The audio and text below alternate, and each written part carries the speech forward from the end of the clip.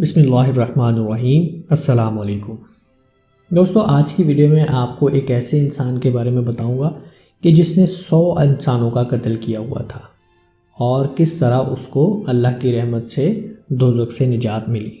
حضرت ابو سعید سعد بن مالک بن سنان الخدری سے روایت ہے کہ رسول اللہ صلی اللہ علیہ وآلہ وسلم نے فرمایا، تم سے پہلے لوگوں میں ایک شخص تھا، اس نے 99 قتل کیے، بس اس نے روئے زمین کے سب سے بڑے عالم کی بابت لوگوں سے پوچھا تو اسے ایک راہب یعنی پادری کا پتہ بتلایا گیا۔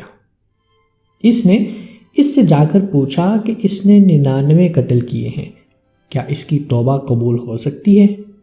تو اس پادری نے کہا کہ بالکل نہیں۔ اس نے اس پادری کو بھی قتل کر کے 100 کی تعداد پوری کر لی۔ اس نے پھر پوچھا کہ مجھے سب سے بڑا عالم بتلاؤ۔ اسے ایک عالم کی نشاندہی کی گئی۔ اس نے اس سے جا کر پوچھا کہ اس نے 100 آدمی قتل کیے ہیں، کیا اس کی توبہ قبول ہو سکتی ہے؟ اس عالم نے کہا، ہاں، کون ہے جو اس کے اور اس کی توبہ کے درمیان حائل ہو؟ جا فلاں زمین میں چلا جا، بلا شبہ وہاں کچھ ایسے لوگ ہیں جو اللہ کی عبادت کرتے ہیں، تو بھی ان کے ساتھ اللہ کی عبادت کر اور اپنی زمین کی طرف واپس نہ آنا، یہ برائی کی زمین ہے۔ چنانچہ اس نے نیکوں کی اس بستی کی طرف سفر شروع کر دیا۔ ابھی اس نے آدھا رستہ ہی طے کیا تھا کہ اس کی موت ہو گئی۔ اس کی روح کو لینے کے لیے رحمت کے فرشتے اور عذاب کے فرشتے دونوں ہی آ گئے اور ان کے مابین جھگڑا شروع ہو گیا۔ ملائکہ رحمت نے کہا، وہ تائب ہو کر آیا تھا اور دل کی پوری توجہ سے وہ اللہ کی طرف آنے والا ہے۔ عذاب کے فرشتے بولے، اس نے کبھی بھلائی کا کام نہیں کیا، اس لیے وہ عذاب کا مستحق ہے۔ ان فرشتوں کے مابین یہ جھگڑا جاری رہا، بس ایک فرشتہ آدمی کی شکل میں آیا، اسے انہوں نے اپنا حاکم بنا لیا۔ اس نے فیصلہ دیا کہ دونوں زمینوں کے مابین مسافت کو ناپو، یعنی جس علاقے سے وہ آیا تھا وہاں سے یہاں تک کا فاصلہ اور یہاں سے نیکوں کے علاقے کا فاصلہ، دونوں کی پیمائش کرو۔ ان دونوں میں سے وہ جس کے زیادہ قریب ہو وہی اس کا حکم ہوگا۔ چنانچہ انہوں نے پیمائش کی تو انہوں نے اس زمین کو زیادہ قریب پایا جس کی طرف وہ ارادے کیے جا رہا تھا، بس اسے رحمت کے فرشتوں نے اپنے قبضے میں لے لیا۔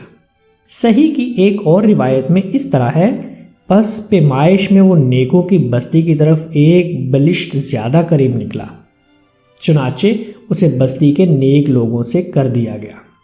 نیز صحیح ہی کی ایک اور روایت کے الفاظ ہیں، اللہ نے اس زمین کو جہاں سے وہ آ رہا تھا حکم دیا کہ تو دور ہو جا، اور ارض صالحین کو جس کی طرف وہ جا رہا تھا حکم دیا کہ تو قریب ہو جا، اور فرمایا ان دونوں کے مابین فاصلہ ناپو۔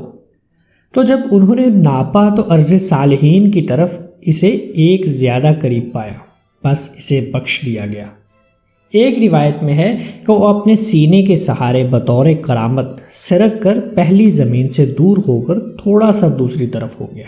تو اس سے معلوم ہوا کہ گنہگار ترین شخص کے لیے بھی توبہ کا دروازہ کھلا ہے اور اللہ تعالیٰ ہر ایک کی توبہ قبول فرماتا ہے، بشرطے کہ توبہ خالص ہو۔